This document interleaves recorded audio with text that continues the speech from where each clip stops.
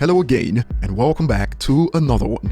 And today we have a couple of topics to cover, including updates to the previous video about another failed attempt to cancel Eminem on TikTok, a move that was snipped before it could even take off. And while this was going on, Rap God, for instance, hit 700 million streams on Spotify.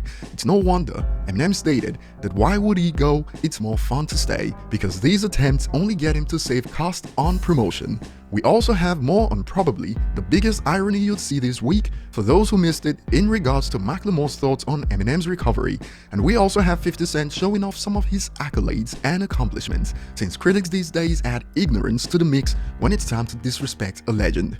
Now, as we dive in, if you enjoy content like this, don't forget to hit the like button, subscribe if you're new, and find me on social media at ETLifestyle_web. So we have more from yesterday's drama as Eminem stayed trending, and over on Reddit, for instance, under a popular thread about this, a user states, "Glad to see him continue to piss people off 20 plus years into his career." And it's just as I pointed out in the last video about the song choice, some also found this confusing. One user expanded, "Honestly, the fact that this is the song they chose to try and cancel him over is baffling. Wait until they hear Kim. The choice of Love the Way You Lie is gonna be one of the most difficult conundrums moving forward." And over on Twitter, a user sums up the cycle of things. Eminem's career has historically been perpetuated by controversy. In 2001, by conservative Christian moms who didn't want their children listening to Eminem. In 2021, by children who don't want their parents to listen to Eminem. Save your thoughts on this for later. And moving on, shortly after 50 Cent released merch to celebrate the 16th anniversary of the Massacre album, it took some time to give his critics a reminder. One of the posts stated, "Everybody loves diamonds, over 13 million records sold, not bad for a first album. Not bad indeed, since in hip-hop, I don't believe any hip-hop artist has done this yet with a debut album." Even equivalent global sales of the Slim Shady LP as of 2019 was at 12.9 million, according to Chartmasters. So 50 was on that humble flex, and guess what a user drops in reaction to this post about Get Rich or Die Trying. "Ain't this the same album you thought was gonna sell more than Kanye, and you almost bet yourself into retirement?" This gave me a good laugh, since Get Rich or Die Trying is double the numbers of Kanye's bestseller. 50 Cent also had more to flex, since it was the anniversary of the massacre, so he added, "Second diamond. This not bad for a kid from Southside." And it states, as of 2015, the album has sold over 5.36 million copies in the United States and over 11 million worldwide. This also tops any album from Kanye for the dude that was mixing up albums under the last post. And in reaction to this one, a user states, "They won't admit it, but you had the culture in your palm by those years, a gangster rap OG. And if you also enjoyed this album, here's one to support that point.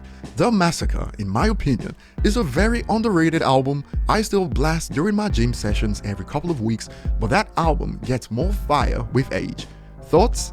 Now moving on to the part of the video I'll describe as irony galore, since the kingdom of the internet, especially up north, never forgets, and fans decided to revisit Macklemore's post from 2011. This was before he dropped The Heist with Ryan Lewis, and after Recovery won Best Rap Album, he took to Twitter to state, "The fact that Eminem won Best Rap Album is ridiculous. I love older M, but that album is frisbeeable." Remember, this was in 2011, and over on Reddit, this was brought back to life a few days ago, just for giggles, since in January 2014, The Heist won over Kendrick's Good Kid Mad City, Kanye's Yeezus, Jay-Z's Magna Carta Holy Grail, and Drake's Nothing Was the Same. To put this irony in perspective, in 2021, Eminem can still trend because of lyrics from Recovery that dropped in 2010, just as we explored earlier, while on the other hand, after complaining about Recovery's Grammy win, this is what Macklemore has to deal with in 2021.